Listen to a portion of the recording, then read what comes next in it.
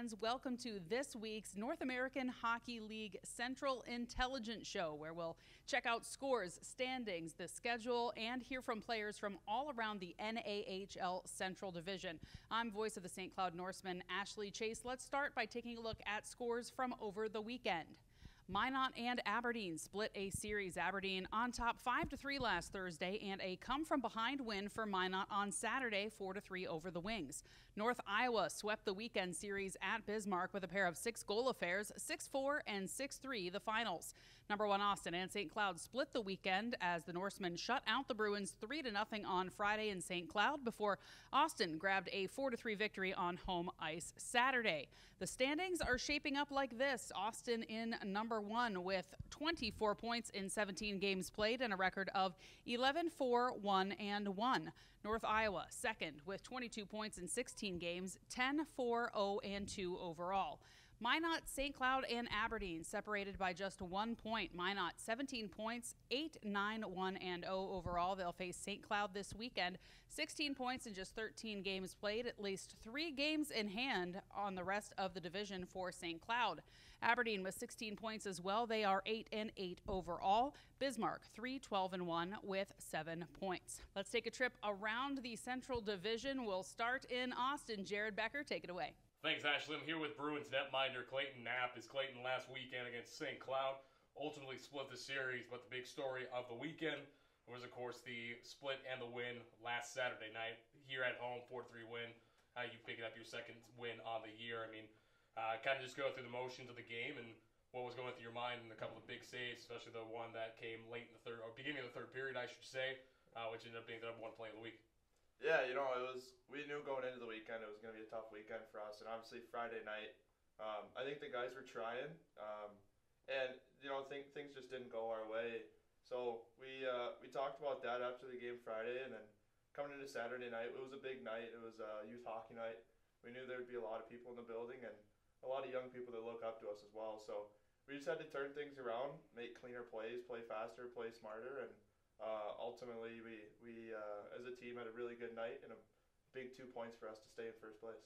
This weekend, playing host to North Iowa. It's a home-and-home weekend series. Friday night here for Military Appreciation Night, and then Saturday down in Mason City as we welcome our friends from the South up here into Riverside Arena. Your first meeting with this team this season, but last time these two teams met, very physical game to say the least. Yeah, we're a team that, I think we're a really fast team. We're a really hard-working team, and we're also a really skilled team. So when you combine everything together that we have a little bit of everything, and guys know their roles. So as a group, we know we're good enough, and when we play hard, and as long as we work harder than the other team, and like Coach always says, we got to establish our forecheck because that's what our team's built on. As long as we do all the right things and play hard, our skill will take over, and I think we should be able to come away with 2 wins this weekend. Bruins taking on the North Iowa Bulls Friday night here inside Riverside Arena, Military Appreciation Night.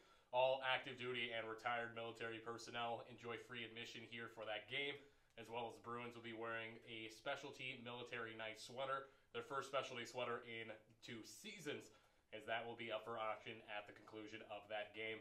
Ashley, back to you and Central Intelligence. Thanks, Jared. The Bruins and the Bulls will face off in the I-35 rivalry this weekend. So let's head down to Austin in Mason City.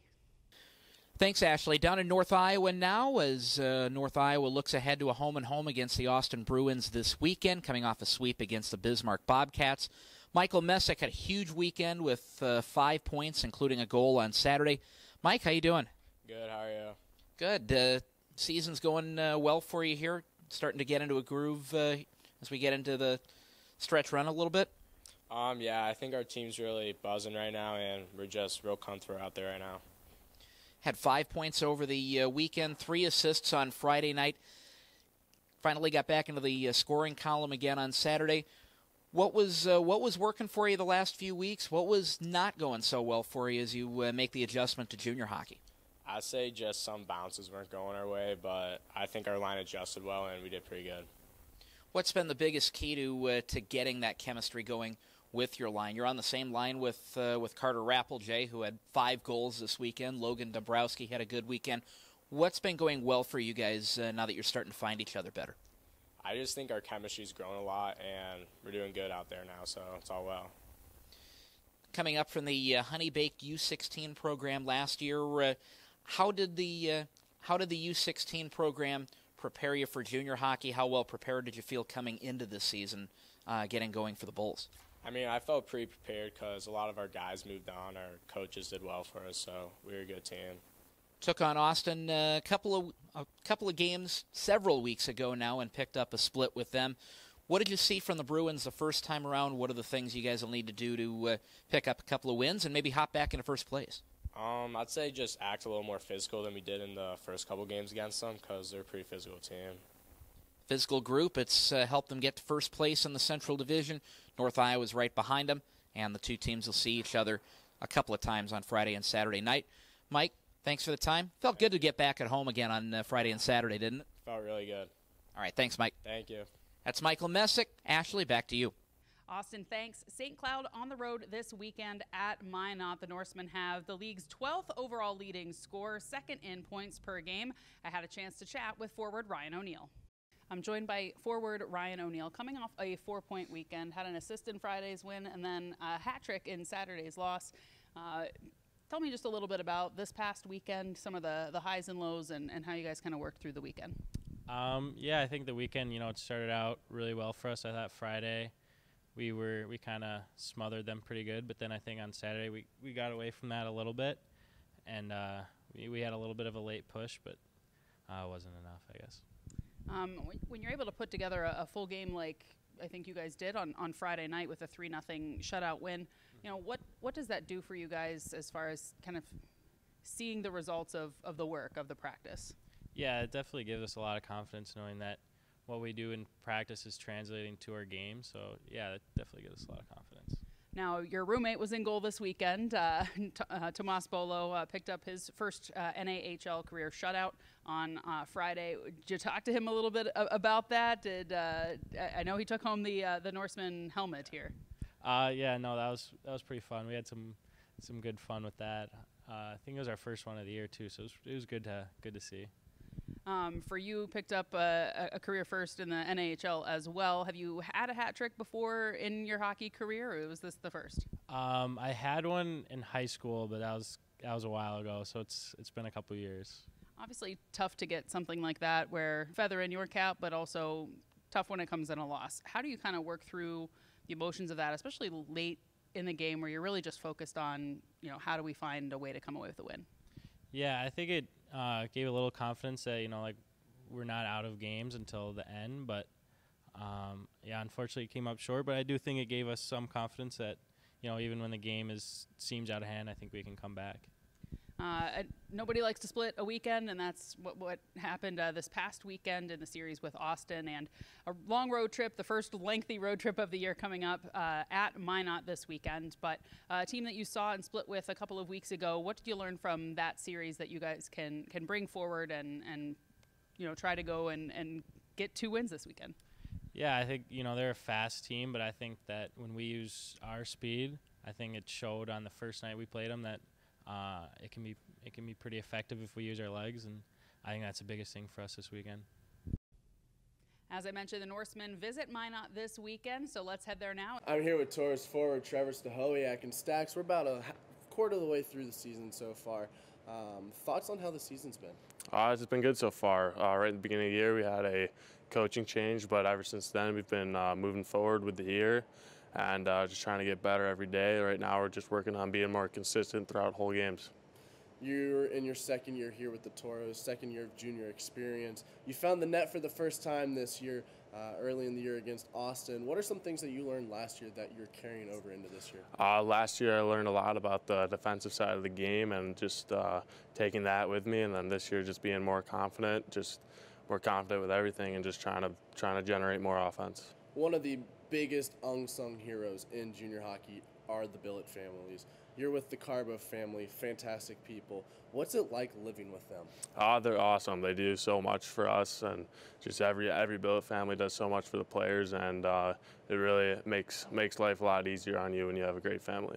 Huge weekend this weekend here at the Mason Arena. We're facing the St. Cloud Norsemen. They're right on our tails in 4th place. What's going to be the main factor for the Toros this weekend? I think we just need to play full 60-minute games.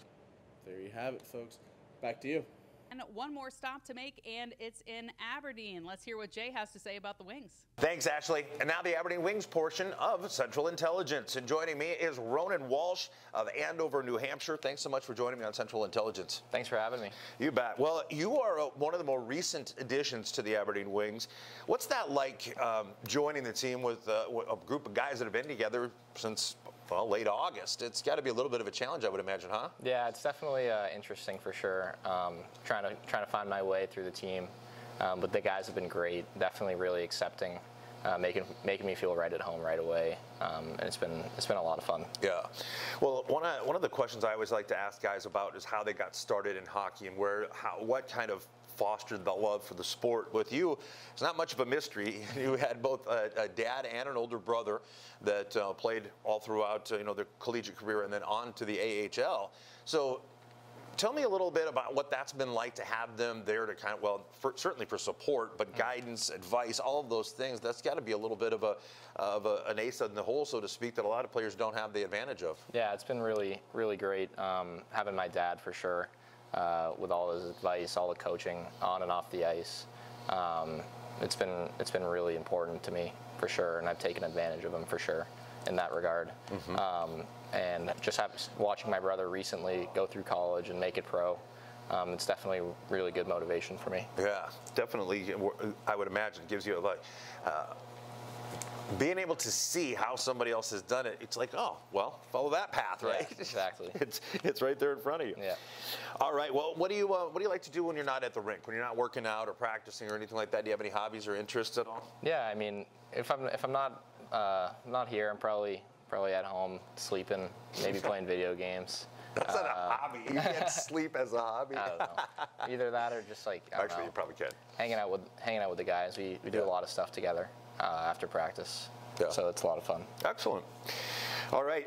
Do you have any superstitions or anything like that? I know a lot of hockey guys have certain ways that they want to get, have to get dressed, or a certain way that they take to the rink every game day or anything like that. Do you have any superstitions? I try not to have too many. Just less for me to worry about on game day. Just kind of do my thing.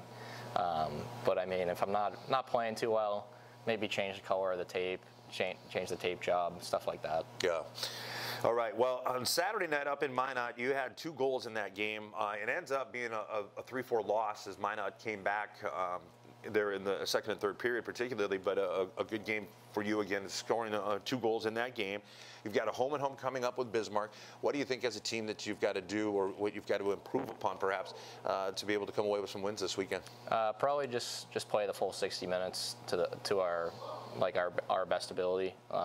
I know we can do that for sure.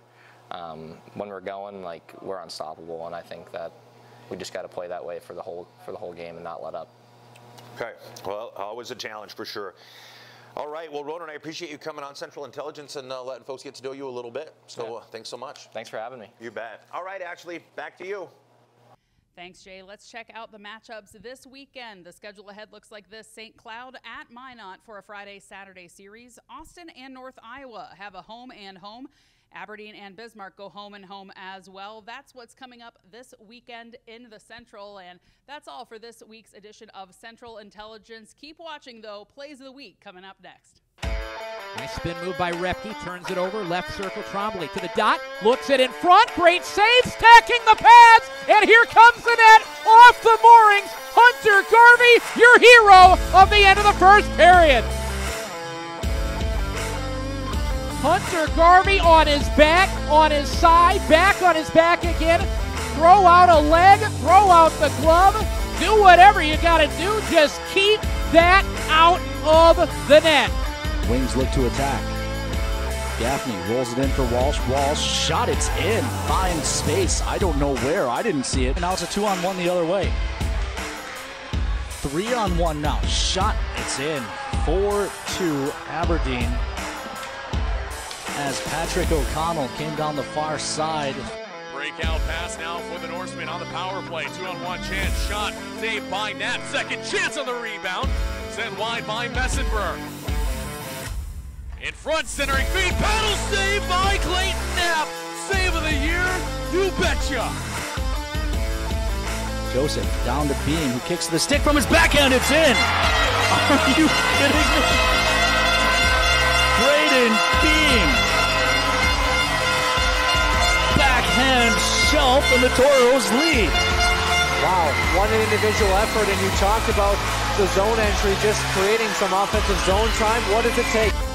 Tossed out front, Coglin slips it right side, now to Carroll coming through the middle. 3-on-2, drop back to Coglin, across, wrist shot, lead score! Greg Gibson, number 2, makes it 2-0.